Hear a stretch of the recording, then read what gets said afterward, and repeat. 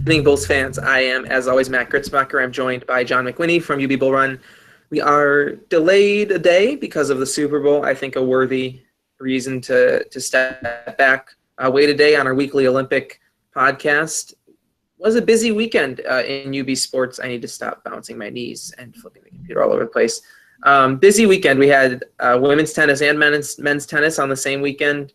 3 matches between the two of them. Swimming and diving had a pair of dual meets for both the men and the women. Track and field was over in Akron at the Akron Invite, which the competitors there, it's another week in the spring, so track and field broke another school record. This is a tradition going on 2 years running now. And then wrestling took on Central Michigan, ranked opponent yesterday. We'll hear from John, and maybe I'll chime in from the Peanut Gallery on that. We're really kind of nearing the end of the winter season here. It's the beginning of February. This past weekend is the last we'll see from swimming and diving until the women's MAC championships at the end of the month, the men's MAC championships at the beginning. Track and field, I don't actually off the top of my head know when the indoor championships are, but they are not far away. They're at the end of the month. There's only they actually compete every weekend between now and then, but that comes at the end of February. Both tennis teams are early spring sports starters, so they don't have anything substantial coming up other than the regular schedule. And wrestling goes a little bit deeper into the year than you might think if you only started watching them as I did last year when they were ineligible for the postseason. But we're kind of wrapping up the winter sports. They really pack a lot of competition in January and February, and then they end. And by this time next week, John, we'll be talking softball. They start this coming weekend. I got to pull a team preview together. We'll talk more about them next week. They are they are rebuilding, but they also still lose a lot from last year. They have a lot of young women who got a lot of experience last year, but they're also losing seniors in total from last year's team. They have a lot of freshmen and sophomores who saw time, so they might not bottom out, but this year they've only got 2 or 3 seniors. We'll see how much that experience helps. Trina Peel showed in her first season with a very senior-heavy lineup that she was a better coach than her predecessor and got better results. And last year showed this is what happens when you lose a ton of upperclassmen. So we'll have a preview on the site of them. I'm targeting Wednesday. It might be Thursday. We'll see what happens. And then we'll talk about them more on Sunday when we get back, and we'll know how the season starts off there. So kind of busy in that it was probably the busiest weekend from swimming and diving in a while. And otherwise, we had pretty much everyone who could be in action is in action. We didn't have anyone starting their season. Usually when someone starts their season, we go with them. With that, I think we'll go to wrestling. I think John wants to get wrestling out of the way. We knew that Central Michigan was going to be tough. They're still towards the bottom end of the conference. They're still a very young team. It feels like they've been a young team forever, and they still are. But people are not happy with this result against Central Michigan, even so, John. Yeah. A few caveats, like you said. Central Michigan is a ranked team. I'd argue they're the best team in the MAC outside of Missouri. Lineup is really senior laden. I think 5 or 6 of their starters were seniors. 7 of their 10. Well, really, it's 8. 8 of their 10. Oh no, it's 7. I can't count. 7 of their 10 starters are ranked. They forfeited at 125 pounds. Brent Fleetwood, CMU starters, been out the last couple weeks with a foot ankle injury. He was sitting on the bench with a walking boot on. Even though CMU is so good, I was expecting a little bit more of a fight. When UB was going into the 165-pound match, in their first 4 bouts, they only got 1 takedown. That's not how you win dual meets. You can't win with escapes. Um, I mean, you Rock, can, but then you have to get riding time, and you have to be heavier and stronger than yeah, your opponents, and yeah. UB In general, doesn't. that's not the way you win matches. Um, Even with then Rock and Doke wrestled, he was down 2-1 heading into the final period. Used a really nice takedown, back points to get the win. Uh, I was most impressed with him out of everyone. Um, then Muhammad McBride did something that in nearly a decade of being around the sport, I've never seen. And this has been the rule books. It's something that's there. It's been there for a while. Uh, but after you give up so many stalling points, so you get your warning, then the next time you stall, it's a point. Then the next time, it's a point, so on and so forth. McBride gave up 4, and giving up 4, that's a disqualification, and that's 16 Yeah, points for the other team. that just handed them the forfeit right back. And And I like McBride a lot. I like him a lot. This is not the first time. Was it Central Michigan last year, or was it someone else? It was a home meet. You know what I'm talking about. I maybe And he got a team penalty point. oh I yeah, was because there. it was Columbia. It was It was Columbia because Columbia. he walked off and threw his headgear at the Columbia bench. Oh, was it at the Columbia bench? Yes. And part of this is that McBride is an 18-year-old senior. But But not, he not the wasn't first time. like the coaches when you're on the mat. So here's your mat, and when you bat, you can't back up. If a guy's coming at you and you're backing up towards the edge and out of the mat, out of the the area, Yeah. that's textbook stalling every single time. And the coaches were screaming at him to circle. So you circle around your opponent, work back into the center. Sure. He wasn't doing any of it. He just kept backing up, backing up, backing up. And it wasn't like the ref was like making ticky-tack calls or anything. Everything the ref was calling was textbook stalling. Textbook then. That's frustrating. It was very frustrating. I mean, it's a simple thing. Like I've heard people in the past say, like he's still getting used to the rules or whatever. But I mean, if I can tell that it's stalling, he needs to know. And it's just about being spatially aware of where you are on the map. So Weagle or Cromer next weekend at 174. Which do you think? It could be Weagle. Yeah. I mean, I've liked what Cromer's done in open tournaments this year, but I think it's Weagle too. Yeah. Matt, for those at home watching, Matt brings that up because Coach Sutsman said after the match that he was going to reevaluate each individual at each weight class and figure out where to go, which kind of leads us to believe that there might be a lineup change somewhere. I don't know where. I mean, the way that you're talking about this performance, I wouldn't be surprised if there was multiple lineup changes. Yeah.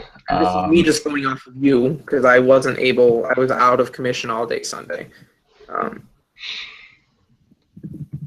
Yeah, I mean, no one did anything on their feet. Yeah. This isn't like the Kent State match where we said they wrestled well and just lost a bunch of coin flips. It's not like the EMU match where we said they just came out and looked slow after Thanksgiving. They had a whole week off. Yeah, there's no excuse. Yeah, and we're seeing this in a couple teams this year, and I guess it's part of the territory. It's probably something that we haven't noticed as much in the past. The last 2 years, each year we've taken a big step up in our coverage. So maybe it happens more frequently in sports, college sports in general. there's a couple teams this year where we're kind of at a point in the year where the team should know its identity. It's like, okay, we're past do or die time. And I'm thinking of women's basketball or wrestling when I say this. But, we're watching a men's basketball team, and we won't talk too much about basketball here, who is finding their identity and looks like a real power in a year where we thought they'd be rebuilding. Mm-hmm. And we have a women's basketball team that we thought would be rebuilding and looked very strong and has totally lost it, and they don't look like they have an identity. We have a wrestling team that we knew would be rebuilding, but knew would be stronger, and they definitely showed flashes of being stronger. And now I can't even remember who they faced last weekend. Right now, Ohio, and that didn't go great, didn't go super poorly, but it could have gone better. But at the time, we didn't think it was much, and now given this against Central, it really feels like the momentum is gone, even as we now hit the home stretch, the part where we're supposed to be, we know what this team going to the end of the year strong. Mm-hmm. The other issue with wrestling is that, for all intents and purposes, the lineup is nearly 100% underclassmen. Yeah. And I can only make that excuse so many times, but it is true. But when you have 80, 90% underclassmen going against 80, 90% upperclassmen, the other teams have a distinct advantage there. So I mean, that's something to keep in mind, but when you watch the matches themselves, you want to see a little bit more than what we're seeing. Yeah. And what it boils down to me is you have talked in selling this team to me, and I am on board. I'm not going to say wrestling's not worth my time. I'm never going to say that because I think it's a terribly exciting sport. You have been selling me on John Stutzman for 2 years, saying all else fails, Stutzman says keep wrestling, keep fighting, keep working. This is not the first time this year where the team's come out flat and has not kept wrestling for 7 whole minutes. Mm-hmm. And that, I'm not willing to ascribe that to underclassmen. Mm-hmm. I mean, I didn't make it as an athlete much beyond high school, even much into my senior year of high school, because I didn't have that drive. But I don't know. I mean, how normally animated and jumpy and sure he is, how Stutzman is. At a few points during the CMU match, he was just sitting on the bench like this. Like he couldn't believe what he was watching. Yeah. And just the look on his face told the whole story. Yeah. He said in, I think it was the interview with Flow Wrestling that you actually showed me. We fan-shotted it a while ago. Where that was he after said, Kent State. Oh, that was right after Kent State. And he mentioned... He had one earlier in the season there, but the one that I think you're thinking of is Kent State. Well, he mentioned that the rebuild might take like 6, 7, or 8 years. Yeah. Before... And he said that recently in that 10 Questions with USA Wrestling, too. Mm-hmm. He said he thought 3 years was the goal, and now he's thinking it might be 2018 before he gets 6, 7 guys into nationals. Well, I think he meant All-Americans. Oh, okay. He meant full-blown All-Americans, sure. Which I mean, yeah, it's a full recruiting cycle, and yeah, I'm not really gonna judge. He's a good coach. I mean, there's no doubt about it. It's just this rebuilding job that's gonna take. No, I'm not at all doubting Stutzman. I'm concerned that I don't know what. He's not going to leave Buffalo. He's a Buffalo he has wildly more I'm not trying to say negatively of Stutzman at all. It's just it's concerning, like seeing. I mean, I kind of want to just sit like this too, and yeah. Well, that's wrestling. There wasn't an open competition this weekend, right? No No No, red the shirts to get excited about. no, I think the red shirts are just about done for the season. Okay.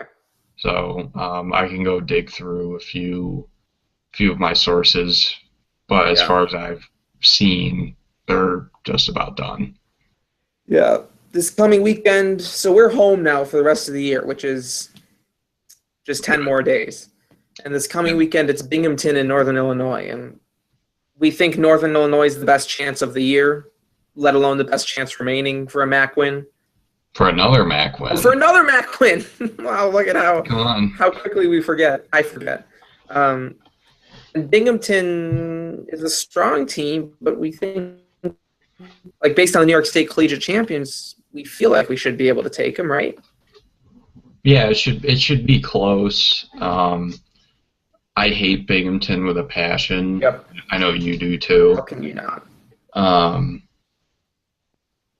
Honestly, I'd rather beat them than Northern Illinois if I had my choice. Yeah. I just don't. I want to stick it to Binghamton. I would really like for them to come out and beat them. I would like Like- for Binghamton Tennis to come out and wrestle just so that we can beat them again. Because we could beat Binghamton Tennis at wrestling. I feel pretty confident in that. I could beat Binghamton Tennis at wrestling. I feel like we could do that. I think we can beat Binghamton wrestling in wrestling too, but that's Well, that's a just good- how I feel. That's a good segue though to go into tennis. Oh, okay. We want to talk about tennis now. We are wildly unprepared for the show this week, and frankly, men's tennis or women's tennis, John? Let's go men's. I was hoping you'd say that. Men had a tough weekend. We kind of knew it would be tough going in. They after a 2-win, 3-win weekend last weekend against Yale, Monmouth, and Boston College, they kind of got back to this kind of early season pattern. League Northeastern opponent. They had been 2-2 against Ivy League competition this year up to this weekend, with wins over Yale and Brown and losses to Cornell and Dartmouth. Both Cornell and Dartmouth were nationally ranked. Let me make sure that they weren't 3-2, and I'm not forgetting somebody. No, that's it. So they came in this weekend on a four-match winning streak. 2 of them against Ivy League opponents, 2 others against Monmouth and Boston College. And this week, the Ivy League, I think the ranking at this point was into the mid-40s, about where Cornell and Dartmouth were. But at the beginning of the season, they were in the early 20s, the young 20s, the low, that's the word I want, low 20s. That came yesterday on Sunday. Before that, they had to go through NJIT, who the last time they faced NJIT a couple of years ago, they lost 4-3. They lost 4-3 again this weekend. NJIT has a guy named Marcus Schultz who's ranked in the top 15 individually in the Northeast. He's really one of only 2 guys in the Northeast to be in the individual rankings and not from an Ivy League school. The Bulls were able to take the doubles point from, I want to call them New Jersey, but they're not, the New Jersey Institute of Technology. And by the time I think of those words, I just say NJIT. They were able to take the doubles point, and so all they really needed to do was split the singles, and flow was a little bit different in this match because New Jersey only had 4 courts available, so they played the first 4 sets. And when you win doubles, all you have to do is split them, and UB really dug themselves into a hole by dropping 3 of the first 4. Pablo Alvarez was the only one to win. And then they got to the last 2 at 5 and 6 singles, needing to win both. And Akil Meta won a close one at number 5, and Artur Kulikovsky lost in straight sets. They went 2 and 4 in singles, and 3 of those 4 losses were in straight sets. Ethan Natolo went 3 sets, but that came after he won his first and really got beat pretty badly in the second set, 6-1. The third set was more competitive. And it did not come at the time that the match was, him losing at the time that he did not clinch the match for NJIT. But in retrospect, if he had pulled that third set out, it would have been the winning point. And so that wasn't necessarily a huge surprise, but given that Princeton was dialed up for the next day, it would have been nice. Princeton, like I said, was in the national rankings. They'd actually fallen down a bit. This one was much more lopsided. UB lost 6-1. Really, their closest chance for a point that they didn't get was in doubles. They forced Princeton to go to 7 points in 2 of the 3 double matches. So while they were 0-3 in doubles and ceded the point, kind of lopsided in that direction, they were competitive there. Same story. Sergio was the only guy to win a point in 4 singles. He did that in a straight set, so kudos to him. Nittolo again went 3 sets. This time he lost 6-0 in the third set. He kind of ran out of steam. Long weekend for him. And Noah Haidu Anderson got a look at 6, and he also went 3 sets. He lost 6-2 in the third, also kind of ran out of steam. All told, kind of and Pablo went 3 sets, and he was closer than the both of them. He fell down, or no, he won the first set as well, and then kind of ran and dropped the second, dropped the third. Is it a wildly disappointing weekend? Not really. Might have gotten my hopes up for NJIT a bit because of the real strong run dating back to Brown.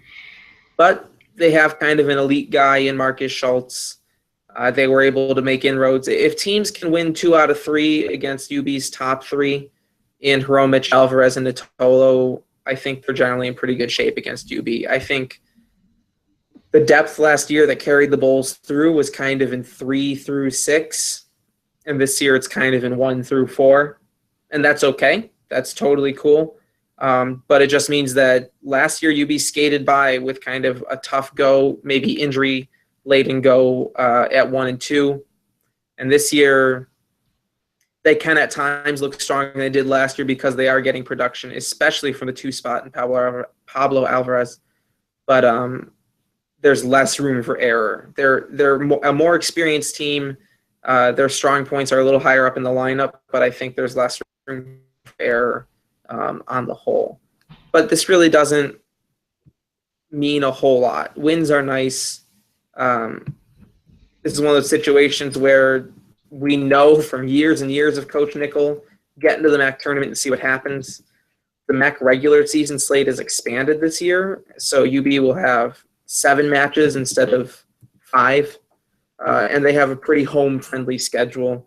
They do face the 2 best teams in the conference twice, but they're all 4 of those matches are at home. We'll see what happens. We still have 2 weekends before we hit MAC play. It'll kind of slow down for the rest of the month. They're not in action this coming weekend. And then they'll be home for basically 2 straight months until the middle of April from here, which is nice. Kind of men's tennis in a nutshell. There's not a whole lot to say, just the facts. It is. They're in a little better fight this year. What matters is MAC play, and I think they've definitely positioned themselves to get ready for that and hit that in stride. But there's still a couple weekends before that. Women's tennis. Still undefeated. There's there hasn't yet this year, dating back to September, been a single day where it's like women's tennis has burst onto the scene and holy crap, this team is going to be amazing. But they just keep making strides and improving. They keep every week that goes by, it's still like, all right, like this is another level of strength. And this time it was their closest match yet by a long shot, a 4-3 win over Duquesne. But Duquesne beat the Bulls last year. And what we're seeing from women's tennis is really the culmination of several strong recruiting years. When you've got teams that only have 7, 8, 9, maybe 10 department like UB is compared to some of who they're going up against, you can't really miss. And in 3 straight years, and Margarita Kotak, Tanya Stoyanovska, and Chantal Martinez Blanco, UB's really hit And as a result, they've got some real strong power at the top of the singles lineup. This Duquesne match was a kind of a come from behind thing. Oh, maybe not. I'm reading it wrong. They won the doubles point. That's real important. That ended up swinging it. And after I just talked about, real vibes of last year's men's team here with the women, they got a strong top three. This time against Duquesne, it was only Chantal Martinez Blanco, the freshman, who won, and she took 3 sets to do it. Laura Holter, Bosch Malone Sr., and Sanjana Sudhir, another real impressive freshman, both won in straight sets at 4 and 5. And so between the doubles and that, you only need one more. Martinez Blanco went 3. The third freshman, Mercedes Losada Rubio, was in at 6, and she also went 3 sets. Shantan, the points. Margarita Kotak also went 3 sets. She lost 7-5 in the last, that's as narrow as it gets. That's just a matter of, getting broken at the very end, getting your serve broken close to the end of the match. And so it was close. UB throughout the spring so far had only dropped a single point. This time they dropped 3 to Duquesne, but they still pulled out the win. I'm particularly impressed with this win, John, because like UB, Duquesne lost almost nobody from last year's team. They returned quite a bit of depth. They returned their number 1. And they also brought in a real striking freshman. Their freshman, Julianne Herman, was the 2-time reigning A10 freshman of the week. And they've got her at number 2 singles, just like we've got Chantal Martinez Blanco. And so they went head-to-head. And that was the match that determined the match. And it was our freshman who came out and won it. She came from behind. She really lopsided 2-6, and then she came back in the second, really dominated at 6-1, and then only needed 1 mistake in the third and won at 6-4. And so that's encouraging, because Julianne Herman really was a strong freshman for a team that did not miss much, just like UB didn't lose much and reloaded with someone very, very strong. And 2 teams on similar trajectories, and UB was the one to kind of eke it out and get the win. And so that was their only go from this weekend, but a strong one. Like I said, there hasn't yet been an eye-opening moment, and I don't know if that will ever come until MAC play, maybe the first weekend of March. But we keep seeing just more. When are they going to break? And they haven't done it yet. Next weekend is ASA College in Niagara. Niagara shouldn't be anything. ASA College is not a Division I school. They might not even be NCAA. They might be JUCO. They beat UB last year. They are a powerhouse in whatever division they're in. They beat UB last year. It's where Diana Gaskeva transferred in from. They're very, very, very strong. That'll be a good barometer. Like Duquesne has been, just because UB faced them last year, we'll be able to see noticeable signs of progress or not progress there. That's, again, sometimes there's storylines for tennis. Sometimes you can just say what happened. And this weekend, it's kind of a just say what happened. Okay, so that just leaves track and swimming and diving. Yep. So I guess we kind of, you could pick your poison for whichever you want to do. Okay. I'm going to start with swimming and diving, because I think there's less good news there, which is not so much an indictment of swimming and diving as it is track. Had some real strong things going on this weekend at NAC. Like I said at the top of the show, swimming and diving is really probably the busiest weekend we've seen all year from them. It is their last weekend of competition until the conference championship, so we won't hear from them until the end of the month, the beginning of March, when hopefully they'll set a bunch of season bests, hit a bunch of NCAA B cuts. Both teams, relative to the rest of the conference, look pretty improved over last year. I think the women can compete for second in the conference with Akron and EMU. I think one of Akron and EMU will win the title, but UB could get second. I think the men could compete for second in the mix of both EMU and then kind of the affiliate members, Missouri State and the other one, Southern Illinois. Don't remember right now. I'll look it up on Wikipedia while I talk. if you go only by the team scores in competition, swimming and diving has absolutely rolled through people. This weekend it was St. Bonaventure and Cleveland State, and I was kind of expecting Cleveland State to be a bit of a challenge, and both UB teams just absolutely ripped through.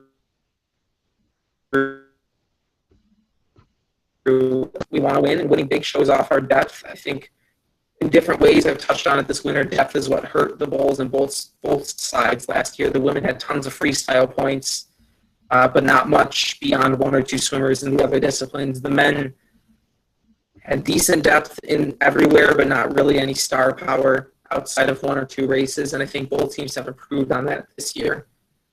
This is not where I want to be. The thing is, last year in the regular season, both UB teams really went against some of the better teams in the conference, and this year I don't think they have, and so I don't know how much value to put in these big wins. In part because until this meet against Cleveland State this past Saturday, I don't even think we saw a lineup that reflected UB's best possible lineup all season until just this last Saturday. And so it's really hard for me to get a feel on where people are.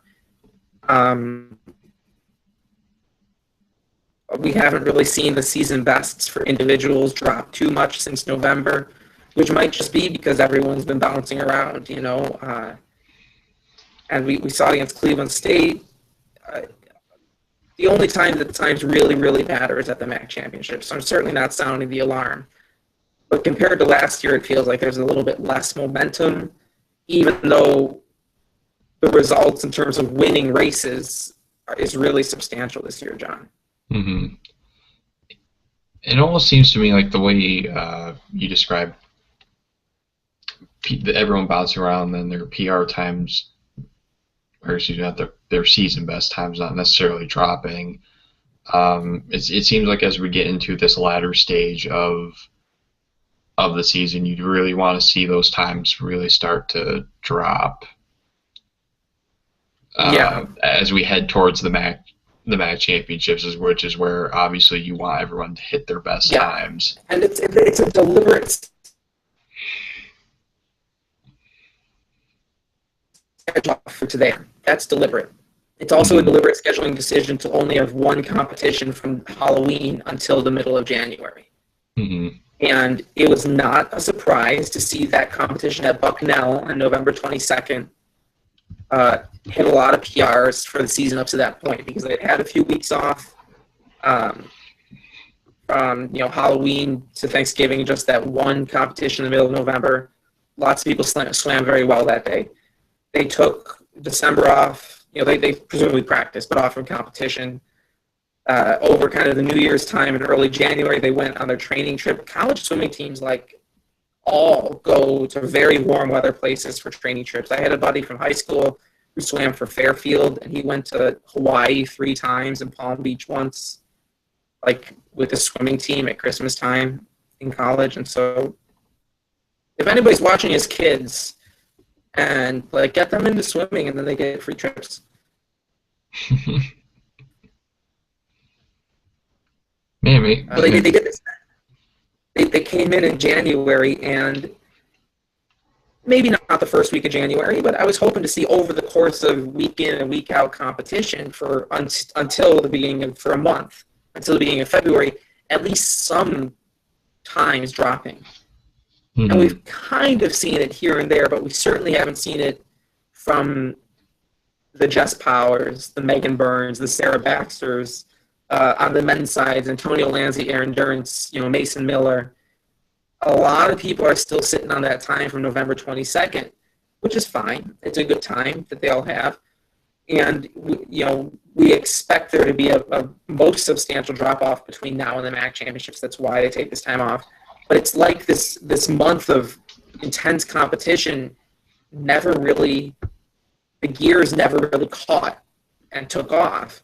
And part of that is because I think all the competition has been pretty weak, and we haven't seen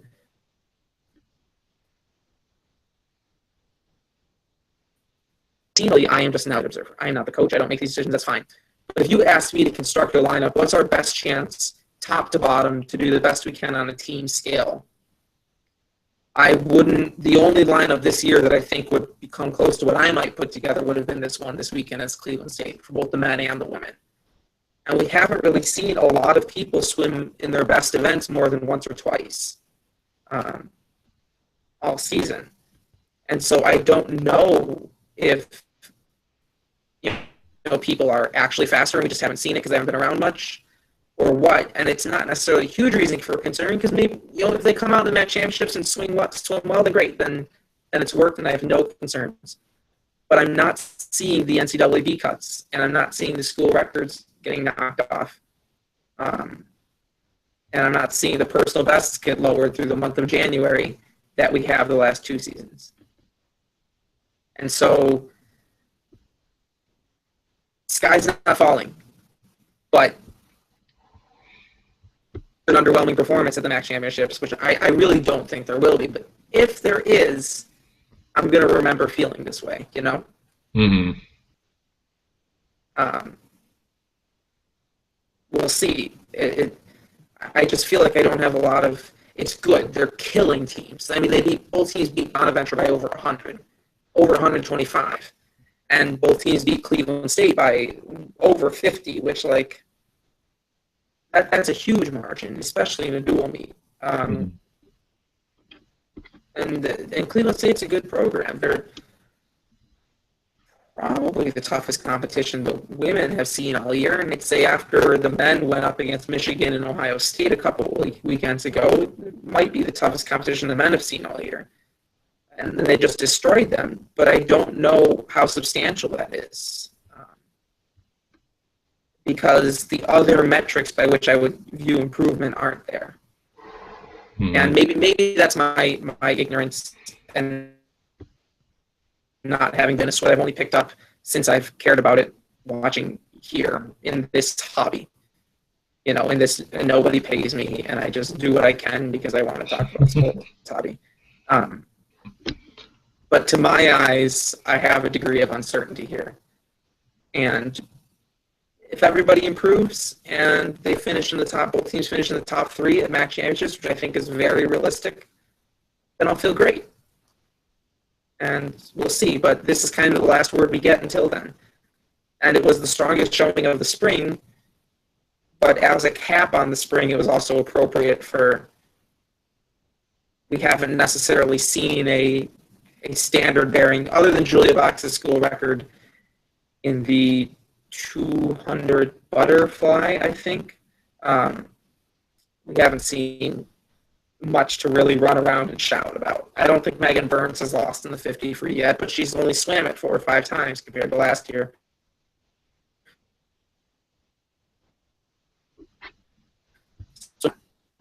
So we'll see. We won't have anything more to say until February. The end of February, I should say. But hopefully we'll be celebrating. I feel like I'll need poppers for when we do celebrate things on the show. We should do that. We need more traditions on this show. We don't need orchestrated segments because those just get stale and rigid. But I feel like we've got traditions. We have John and his whether he's in Rotterdam, Amsterdam, New York, wherever you grew up, or he's in his dorm room at UB. We have the beige walls in the background. Oh, I'll have to find an apartment with similar beige walls to keep it ambiguous. I was going to say, come June, we might have a drastic change in scenery for John. Yeah, I'll have to find something that's. I started academically, and I'm only entering the real world a couple months before him, so we'll see what happens come June. Surprise, surprise. UB men's shot put went 1-3 in their track and field competition this weekend. That's actually not that big of a surprise. Track and field was at Akron, and I think the highlight, actually maybe not, maybe Brian Crimmins is the highlight, but he also was the highlight last weekend. Devin Patterson and Ryan Cribbin in the men's shot put picking up where John Jones left off. I was expecting Patterson to kind of run away with UB's mantle this year and Cribben to be strong enough to finish second in the MAC championships, but to be behind Patterson. And this weekend was the first time that Patterson topped Cribben, which good for Devin, who's a sophomore. Ryan Cribben is a senior. This is at the Akron Invite, which Akron and Kent State are sneaky good at track and field, which is strange because, like, I think of Akron, and I think neither of them are necessarily worthy of anything other than those sports and men's basketball. But they're both pretty good at track and field. I know that no one from those schools watches this show, so I can say whatever I want.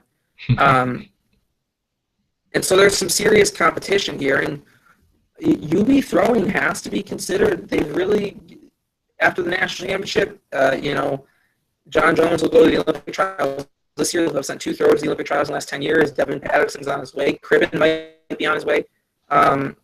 They've got to be building a reputation, and what's really impressive here is that Patterson went over 18 meters indoors.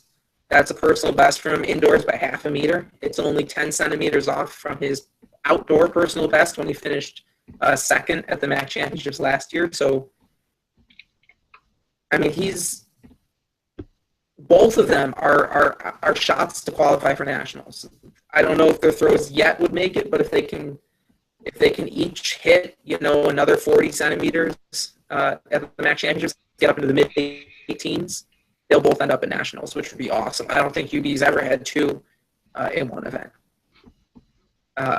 And also on the throwing side, the women's throwers they've been a young group for a year and a half now. They continue to do some things. They had 3 in the top 10 of the discus this weekend, which I wasn't actually aware that the discus was contested indoors. So you learn something new. They're not yet quite at the level of competing for MAC championships, but they're getting there. And so we got something there, a deep group with some versatility. But the story of the week, John, Ryan Crimmins, take it away. He, surprise, well, not really surprised at this point, but he broke his own school record again. Actually, if you look on the UB website and you go under track and field, the most recent posting is him breaking his school record.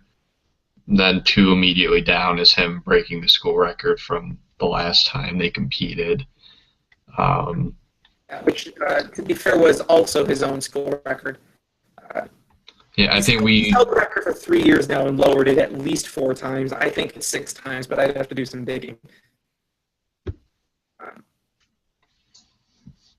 And so he's awesome. Everyone's awesome.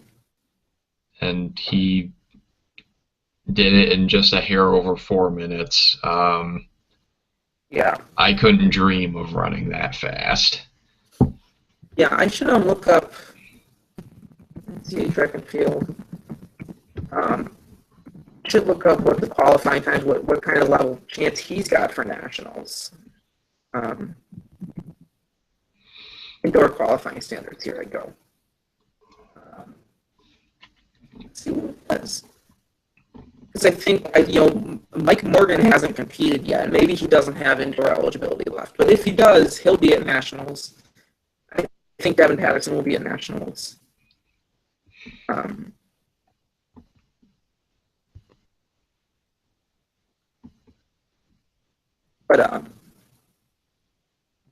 Otherwise, Ryan Billion was once at nationals, but if Crimmins is getting into that 406 range, he might be able.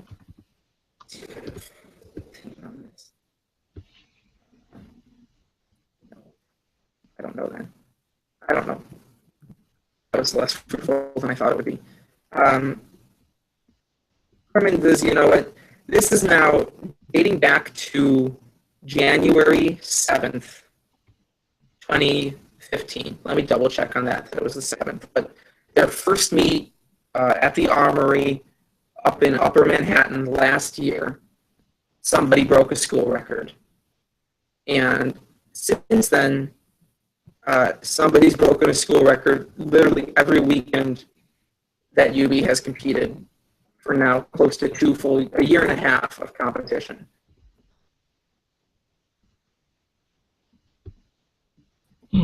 9th. It's off by 9 days. But, a full, and the track season is long.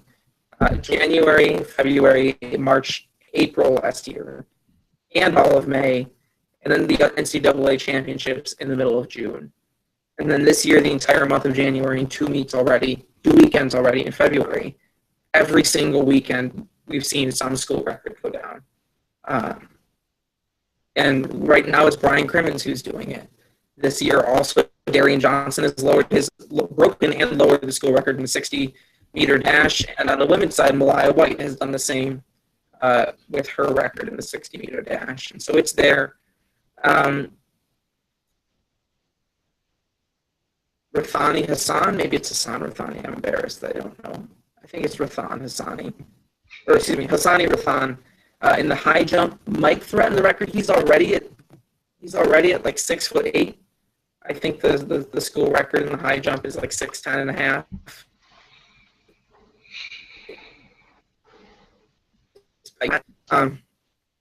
Austin Ashby and Austin Price and Ryan Billion are all threats in the long jump. Josh Galley is surprisingly close to the school record in the 400, which is one of the oldest records in the book, John, on the men's side. I don't know if he breaks it this year indoors, but he might break it outdoors this year, and he might break it next year as a senior. But he's close, which is interesting because really, even last year, I didn't think of UB as having too much sprinting depth. 2 years ago, the UB had a 4x4 team on the women's side that was really something else. And since then, I haven't thought of them as having too much sprinting depth. But last year, they did all right in the sprints. And this year, on both sides, the sprinters they've got a lot of names doing a lot of good. This weekend, the person I really want to highlight is Kamaria Long, who is the UB school record holder in both the indoor and outdoor 200. She's got a couple of MAC championships in the 200s. She's kind of up to the 400 there and looks like a real solid competitor and threat there to score some points in the MAC championships. We'll see what comes out of that. Forgot the women mile, but Amy Shaw has just come on in the last year. Very strong track season translated to a very strong cross-country season. She won the mile in addition to Crimmins this weekend. And then Melinda Wheeler, who holds a couple school records in those mid-distance events, came in third in the mile. And so there's a lot of good news coming from track and field. I did not follow this weekend as closely as maybe I should have to see what else was going on, but we've kind of covered the highlights. They've only got 2 more competitions before the MAC Indoor Championships. Excuse me. One is next week in Geneva, Ohio, which is, I think, where the Spire Institute is. And then they go back to Cornell. They spent so much time in Cornell in the indoor season.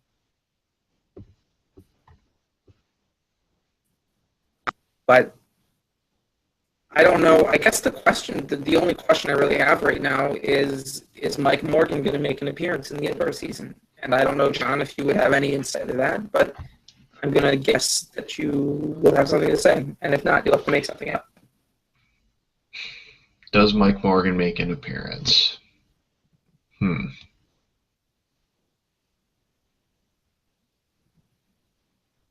don't think he does. I don't know. If he does, it's at the MAC championships. It would have to be because he's got to get a time down or a score down to qualify for nationals. This is only his 4th year, so he should have indoor and outdoor eligibility still. Because this is so ridiculous. Mike Morgan's career trajectory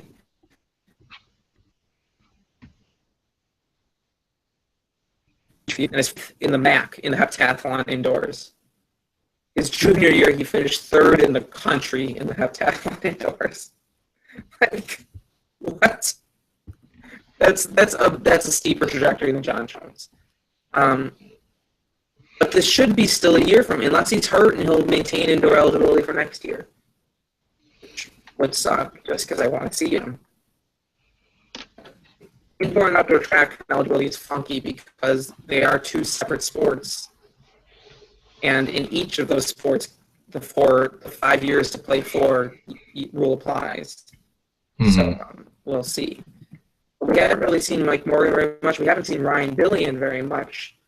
He seems to have moved away from the long jump as Austin Ashby and Austin Price have improved. We've got a couple more weeks before nationals, but I think UB gets 2 shot putters in the nationals on the men's side. Out of availability, maybe he's hurt. Maybe we'll get a message once we make enough noise about it on the show, and if I write about it a bit, someone will clue me in. I think that Brian Crimmins could make nationals in the mile there. Let me just look up indoor qualifying, indoor championships 2015, and just see what the mile times look like that day. History. Oh my goodness, we've been going. Oh no, we started at 20 after. I thought that we'd be going for 70 minutes, and I was concerned. This is the last thing I need to look up, and I should have been doing it earlier, but I didn't think of it. I just want to see the mile. Cross Country Coaches Association.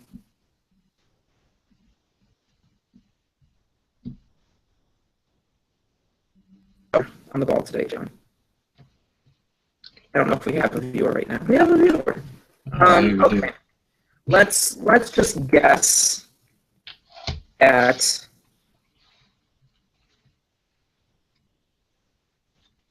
that 407 is good enough to get. Although he hasn't really cut it down by so much, that he's that much stronger than last year. And he didn't qualify for nationals last year. And so I'm not sure. I can't find a search bar on the site. I don't know. This is a failure on my part in every way. What's this? That's nothing as well. I don't know. Brian Crimmins might make nationals. I've just wasted 2 minutes of our time. Okay. He might not. Evan Patterson and Ryan well, or Mike Morgan is. Maybe he's turned into the Batman. It's been a long weekend. We had a lot to talk about today. Unfortunately, it was all kind of dry. Also a busy weekend. There was a football game yesterday that was media paid a little bit of attention to it. We paid a little bit of attention to it. This week we've run down. We've got 2 wrestling, 2 women's tennis, 1 men's tennis. Softball gets the season started. Swimming and diving is off. Track and field has a weekend. So next week we'll be about equally busy. We'll also be more prepared, and we'll have more to say, and hopefully we won't be as disappointed with some of what's going on. Really just a top-notch effort from us today. Thank you for watching. I am Matt Gritzmacher. I'm joined as always by John McWhinney. We are from UBBullrun.com. We cover every UB sport, and we want to make sure that we keep doing that. We will see you next week. We'll have a new team to talk about. Softball gets their season started. Have a good one.